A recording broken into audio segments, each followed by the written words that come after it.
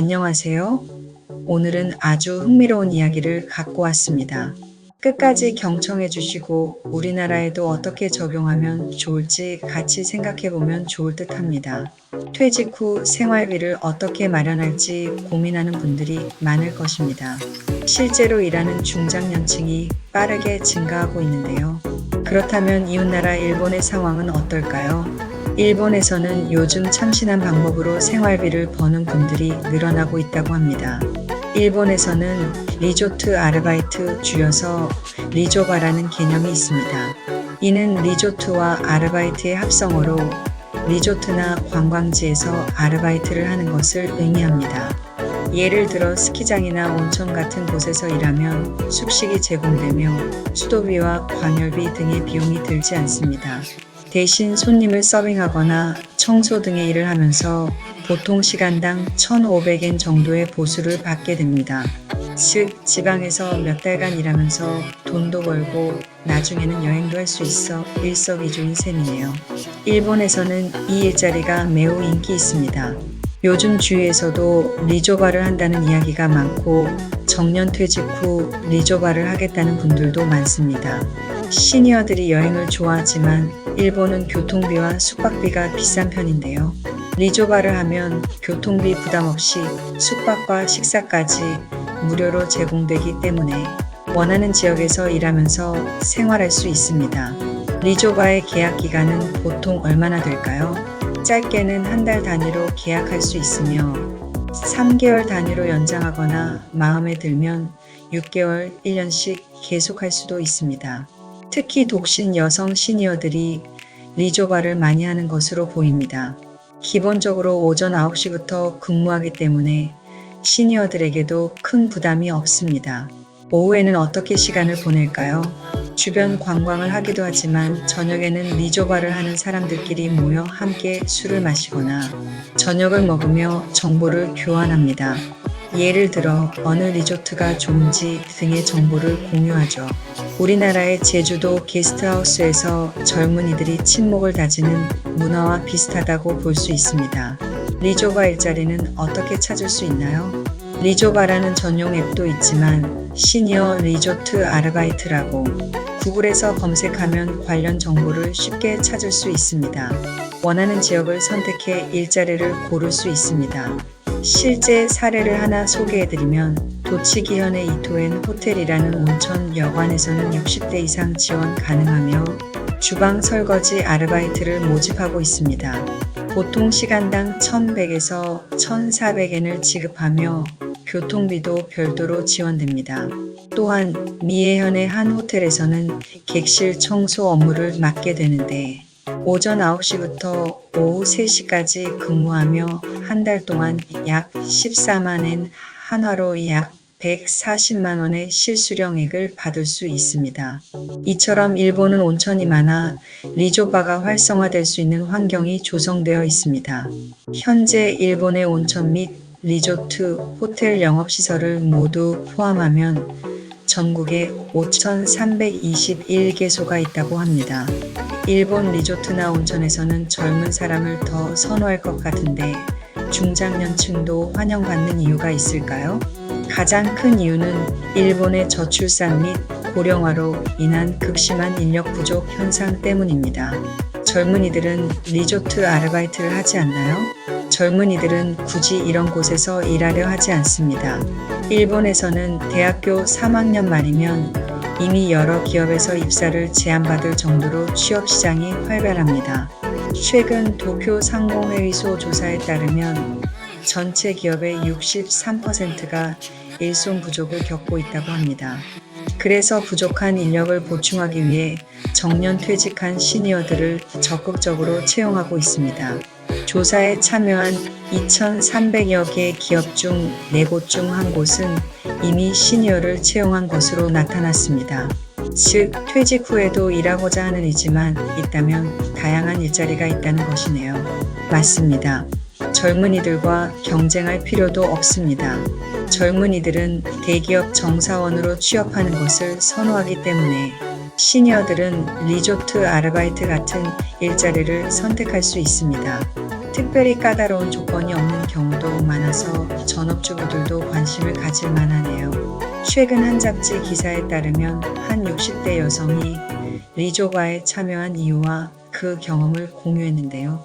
이 여성은 남편이 무뚝뚝하고 가부장적이어서 결혼 생활에 아쉬움이 많았다고 합니다. 자녀들이 독립한 후 이제는 나를 위해 자유롭게 살고 싶다는 생각이 들어 집을 나와 자립하기로 결심했죠. 하지만 처음에는 두렵고 생활비도 걱정되었는데 리조바를 알게 되어 지원했습니다. 숙식 제공, 월급 지급, 온천 무료 이용 등의 혜택이 있어 바로 도전했다고 합니다. 막상 가보니 기숙사와 환경도 마음에 들었고 한 달 계약이었지만 계속 연장하고 싶었다고 하네요. 몇 달 후 집으로 돌아갔을 때 남편과의 관계도 오히려 좋아졌다고 합니다. 이처럼 리조바는 단순한 아르바이트가 아니라 새로운 삶의 방식을 제안하는 기회가 될 수도 있습니다.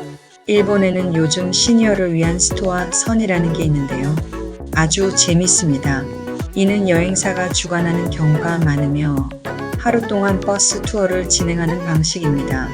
아침 9시경 정해진 장소에서 참가자들이 모여 버스를 타고 이동하는데 처음에는 지정된 좌석에 앉아 남녀가 서로 프로필을 교환합니다.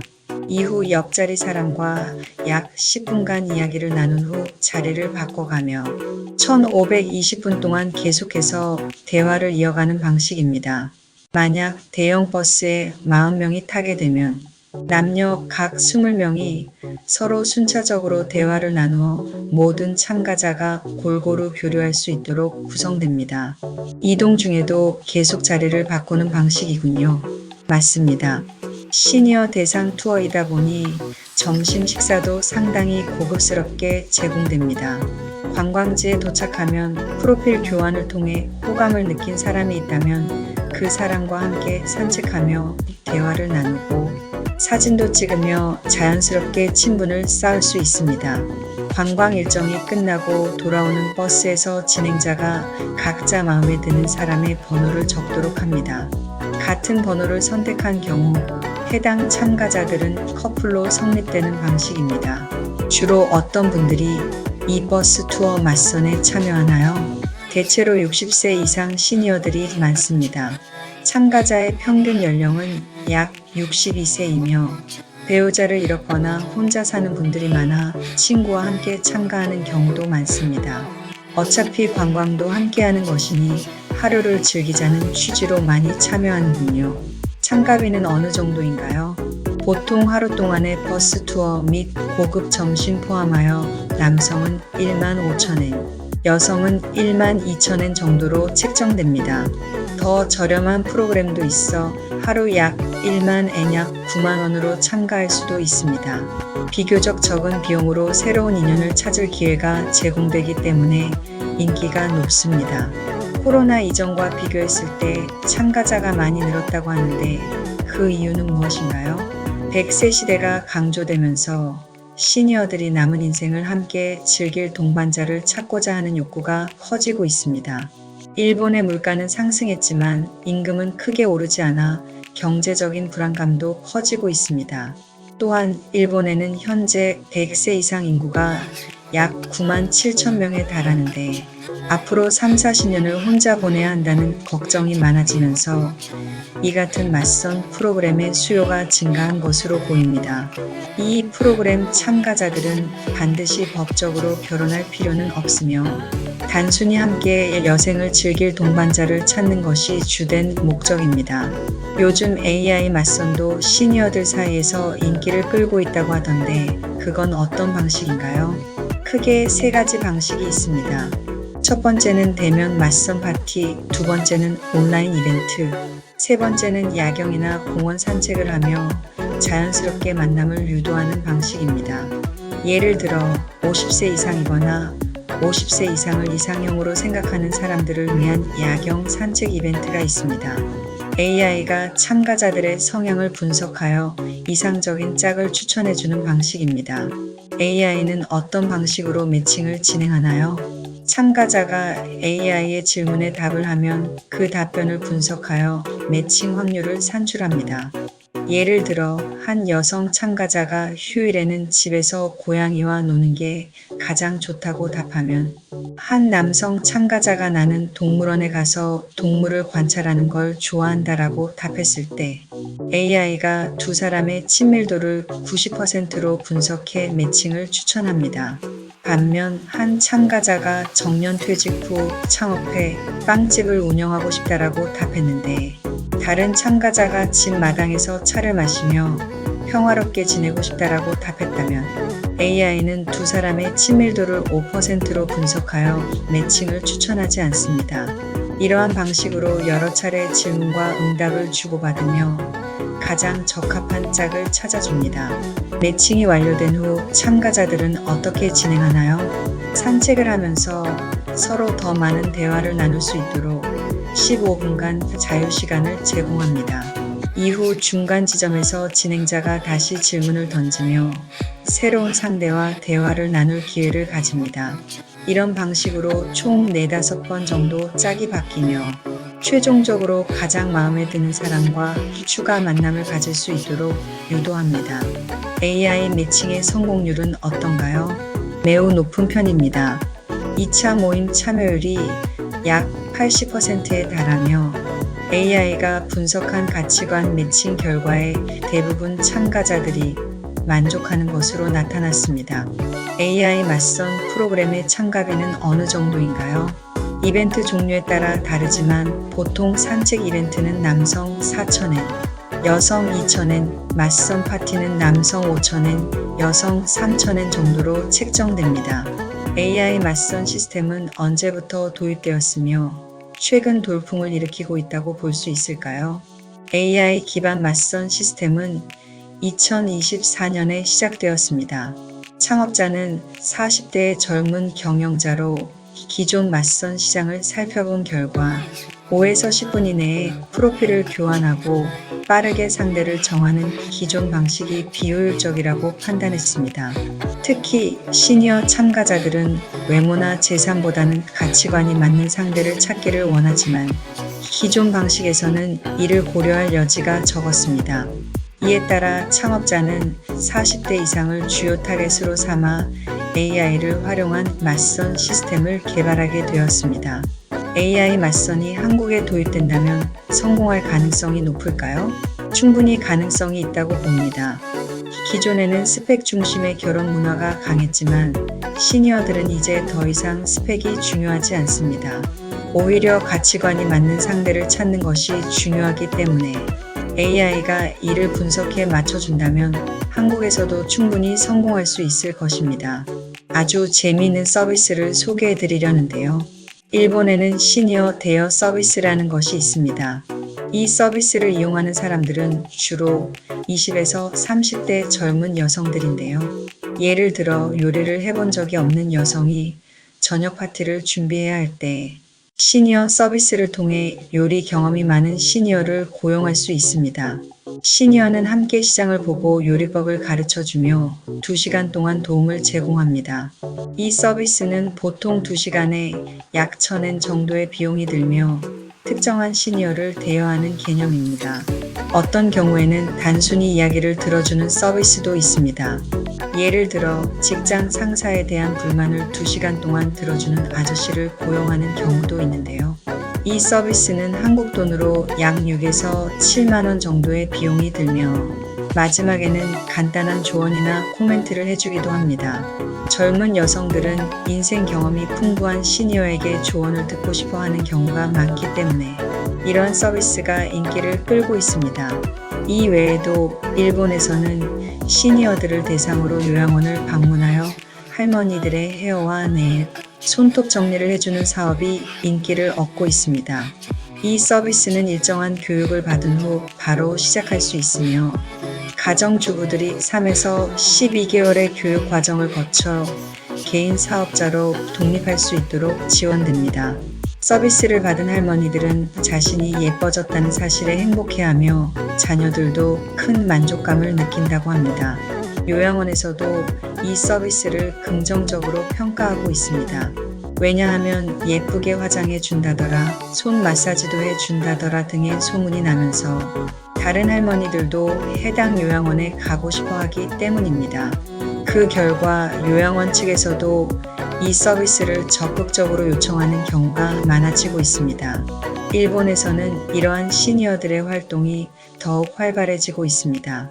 예를 들어 64세 유튜버인 미미즈 라이프는 자신의 일상과 패션, 요리, 아이디어를 공유하며 큰 인기를 얻고 있습니다. 또한 74세 인플루언서 나이토 아사미 씨는 화려한 패션과 개성 있는 스타일로 많은 중장년 여성들에게 긍정적인 영향을 주고 있습니다. 그는 저녁에 친구를 만날 때는 이런 옷을 입는다.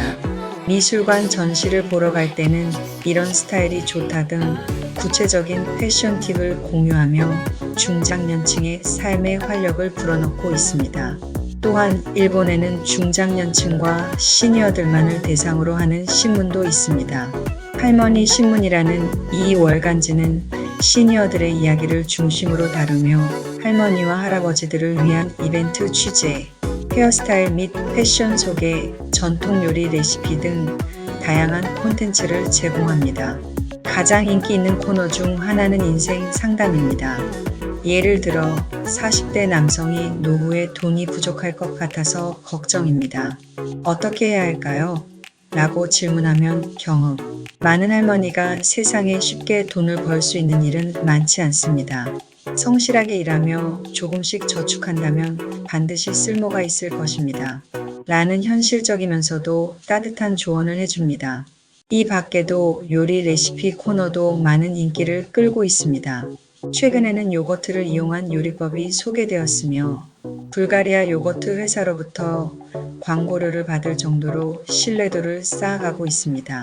이 신문은 월간지로 1년 정기 구독료는 5,980엔 약 5만원이며 발행 부수는 약 3,000부에 달합니다. 일반 가정에서 신문 구독이 줄어드는 상황에서도 이 신문은 꾸준히 독자층을 유지하고 있으며 상당히 성공적인 사업 모델로 평가받고 있습니다. 이 신문은 현재 12명의 할머니와 6명의 젊은 사람들이 함께 제작하고 있습니다.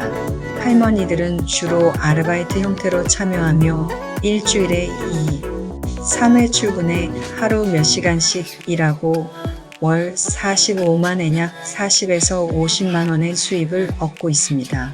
이 신문을 발행한 젊은 창업자의 계기도 흥미롭습니다.